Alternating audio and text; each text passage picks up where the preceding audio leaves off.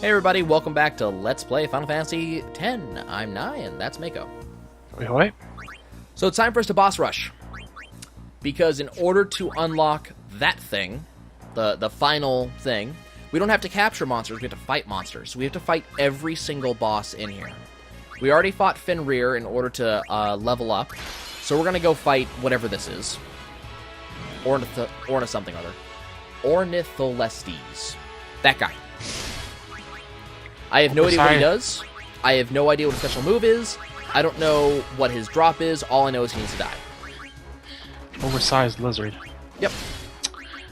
Well, based on the monster type, I'd say that normally he would probably be rather quick and, I don't know, possibly poisonous or paralytic or stoning. But at this point, he's just oversized. And dead. I was gonna say at this point he's just oversized luggage. Before you even had a chance to say anything. Dead. He drops Gambler's Spirit. I can't remember what that does. I know it's a weapon, something or other. Let's see. Let's go fight Vidatu. And if I remember correctly, Vidatu you can kill in one hit. Yep. Bye, Vidatu. Wow, that was anticlimactic. Well, he's a mage type. He drops the MP Sphere. But there's almost no reason you should ever need that. The thing about oh right, this is the one that takes forever. The thing about the MP Sphere is that by the time you get to this point in the game, and you've maxed out your sphere grade, you're gonna have 999 MP. And the thing is, let's say you want to frontline Yuna, Lulu, and you want to make Kamari a caster. Which, that's fine, because from what I understand, you can kind of run whatever team you want. This is just the team that I'm running. So, let's say that's how you want to do things. So you're running Yuna, Lulu, Kamari, all of them are casters. Then you're going to make weapons for them. Yuna and Lulu already have this on their legendary weapons. Their weapons are going to have 1 MP on it. So every spell they cast, no matter what, is going to be 1 MP. And even if you do the magic booster, so the spell costs twice as much as normal, it still only costs 2 MP. If your battle lasts long enough for you to run out of MP casting Flare and Ultima, you're not beating that boss anyways. Because that's 499 casts of Flare or Ultima. You don't need to break MP. It's just not needed. Now, that's one thing that the sphere system actually is quite nice about, is the fact that, you know, you can make your party just about anything if you're willing to put in enough time into it. Because you can make Yuna be a physical powerhouse. She'll never be she can be really good at it, but I mean, it's the difference between the characters becomes a little bit elementary when you get to the end deal. Like Tidus, Rika, and Waka all have the exact same stats at this point, because it caps off at 255 per stat. The only difference between them right now is max HP if I broke HP limit, and max MP if I broke MP limit. And other than that, it's their overdrive. That's the only differences between these characters right now. And I know why you picked Waka. You do Waka in the strategies that I'm going to employ because Waka has the best possible damage for any character. That's because of the attack reels. Because of attack reels. So if we're dealing 99999 damage, so let's call it 100,000 damage per attack reels, per hit, and he does 12 hits, that's 1.2 million damage every time he attacks reels. And then all you do is you entrust him with the next person's overdrive, and he deals another 1.2 million damage. And then entrust him the next one. That's another 1.2 million damage. And there is nothing in this game except for the optional bosses that will have that much HP. Yeah, nothing's gonna have. I mean, we fought Seymour Omnis a couple of episodes ago, who he's one of the last 5 storyline bosses, maybe even less than that. He had less than 100,000 health, much less than 3.6 million. So I think like the hardest boss in the game has 2.5 million of that. no. It's got to be more than that.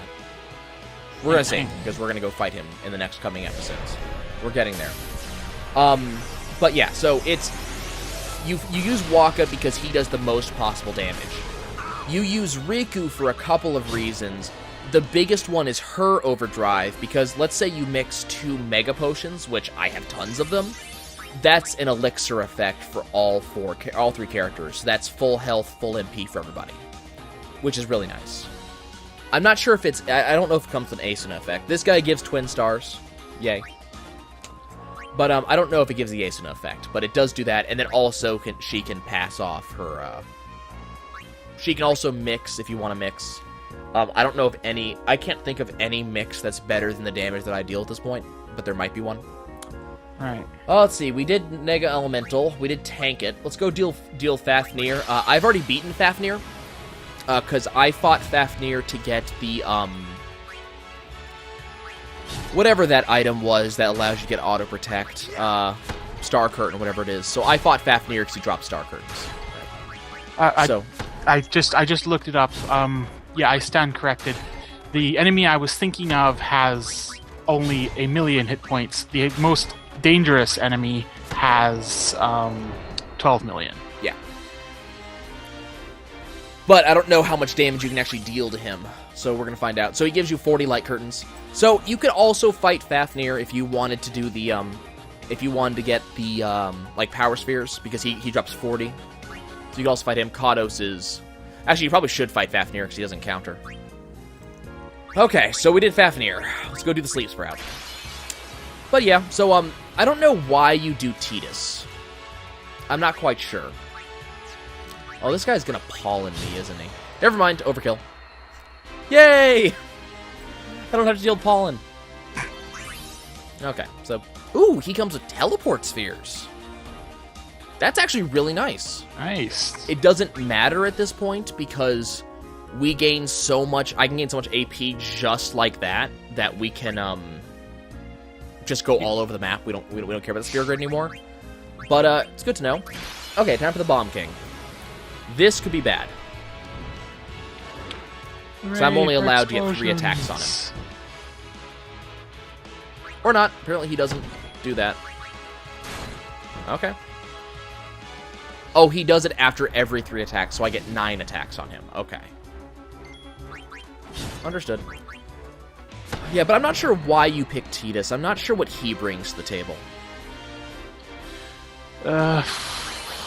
It might... Well, okay, so this guy gives you Door to Tomorrow. Door to Tomorrow is pretty good. It gives you, that's the 8 overdrive to AP ability, but you're going to get 99 of those anyways, so you don't really need any. Well, let's think. What would anybody else bring?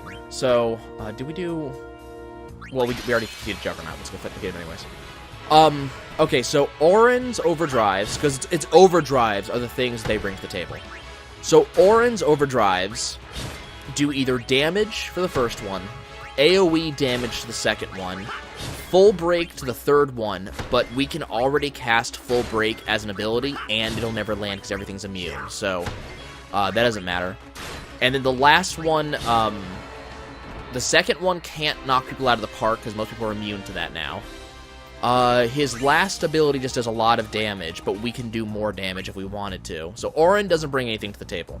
I thought full break, or not break, I thought Vanishing Blade didn't bypass the immunity, but it had a chance to work on things that it wouldn't, like full break wouldn't. It might, I'm not sure. I haven't looked it up.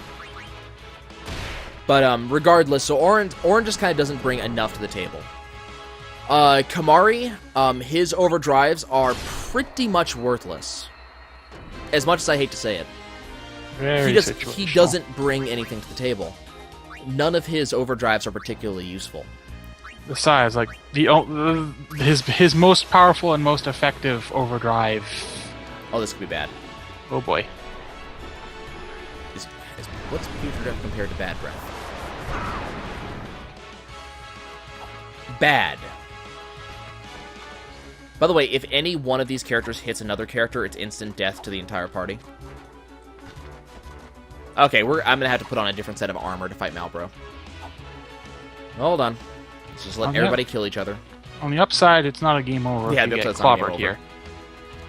Lulu brings nothing to the table because her overdrive does nothing more than allows you to cast a spell over and over and over, but we could just do that anyways. And her massed cast spells deal less damage anyways. So we don't really care about her.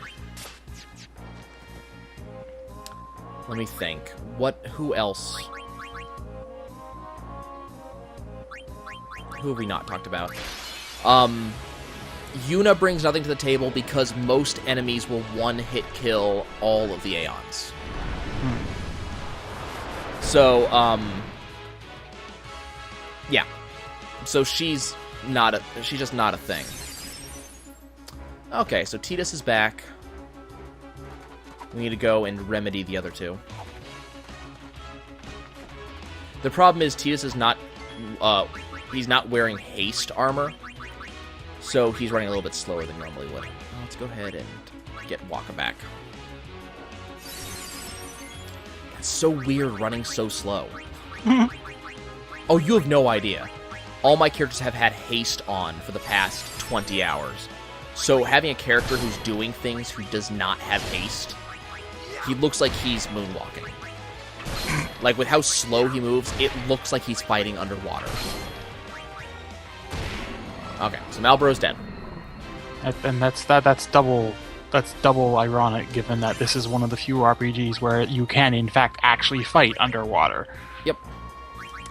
Let's go ahead and put Tidus's Phoenix Shield back on. Can you think of any... Did I miss anybody? Did I talk about everybody?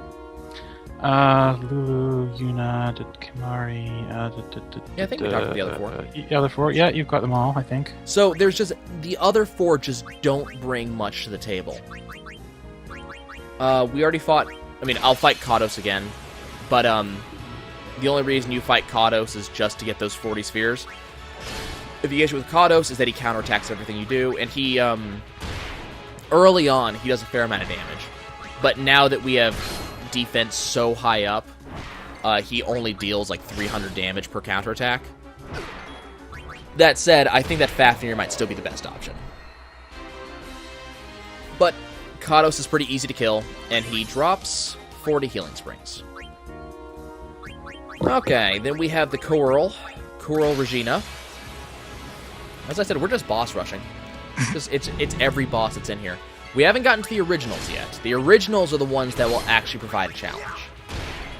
And by challenge, I mean I'm going to continue pressing X over and over and over. Yeah, at this point, I would be severely surprised if anything provided a legitimate challenge until you get to the really nasty stuff. I doubt it.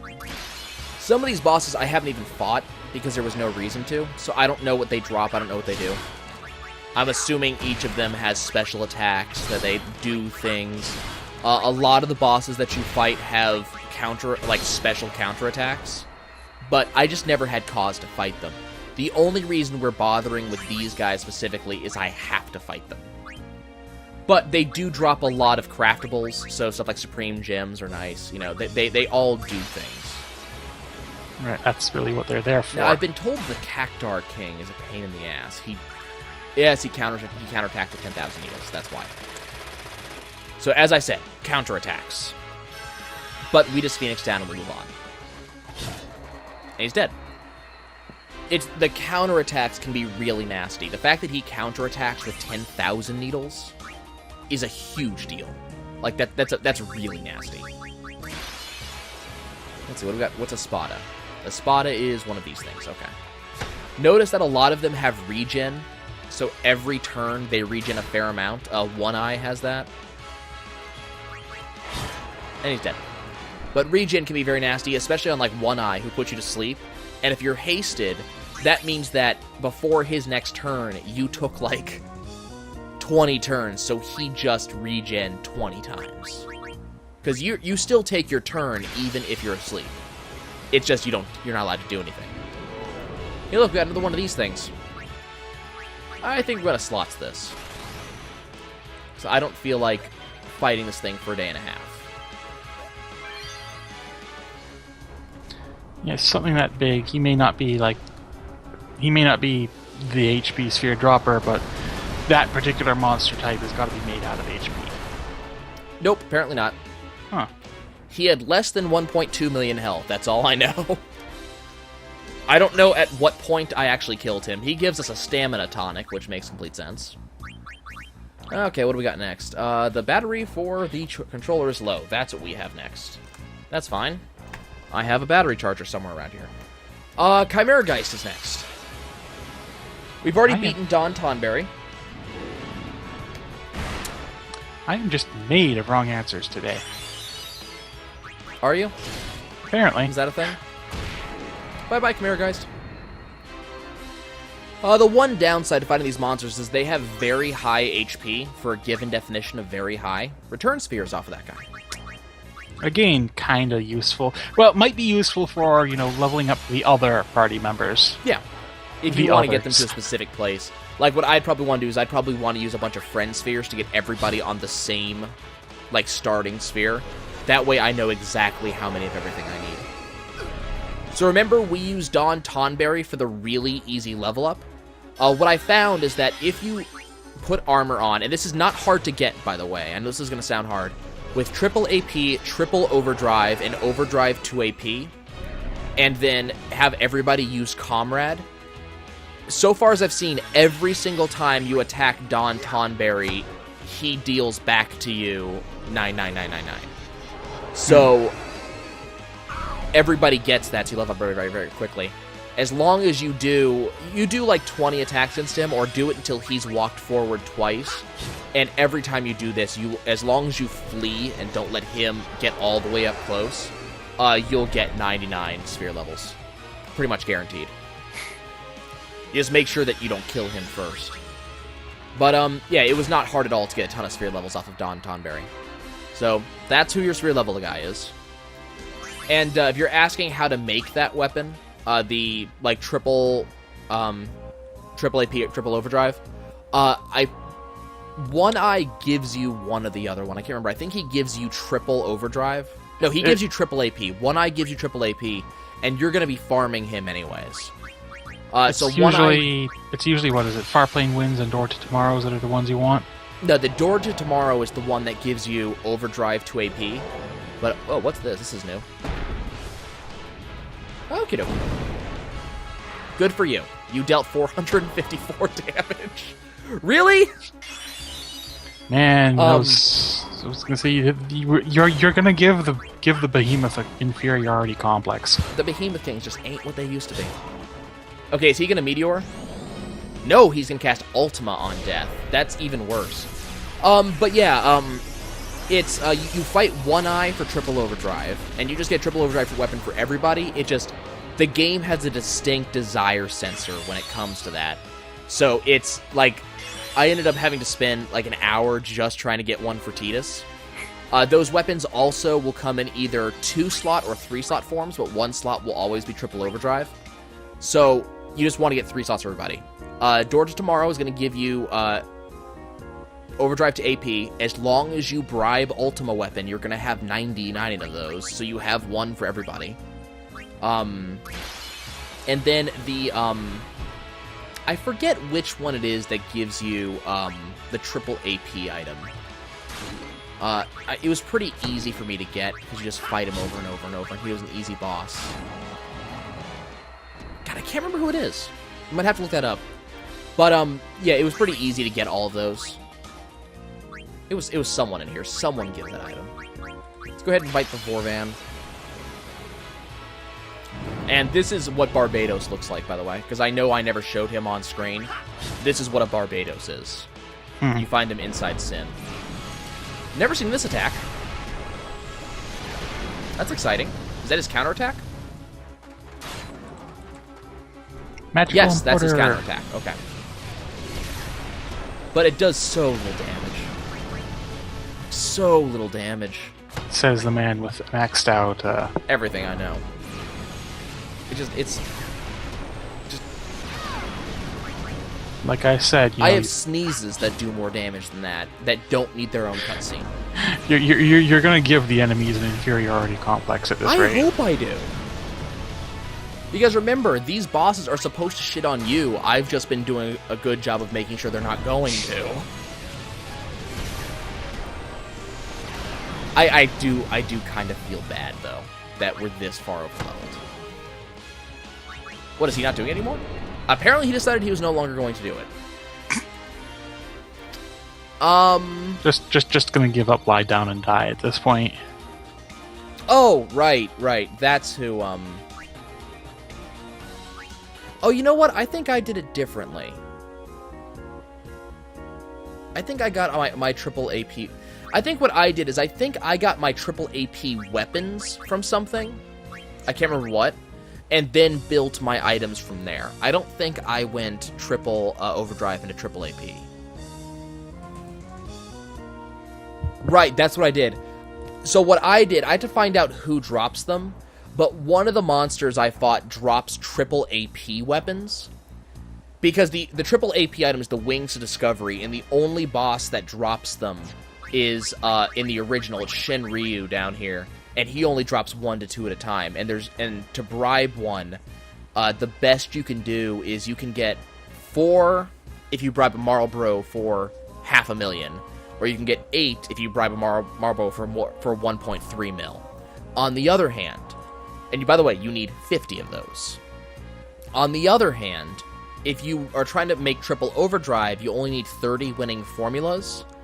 And you can bribe 16 of those off of sandworms for 900,000 gil. So it's a much better conversion rate. And then once you unlock all area creations, Nest Slug unlocks, and you get 99 winning formulas for unlocking that. So that took care of my 3 triple overdrives. So when I go level everybody else, I'm going to have to go and farm up a crap ton of this stuff. But that's a thing. So that's what that is. That's how I did it. Okay, guys, we're going to leave you alone for now. When we come back, we're going to go fight the original creations. And then once we do that, and fight the second hardest boss in the game, then we're going to go and hunt down the Dark Aeons. We'll see you guys soon.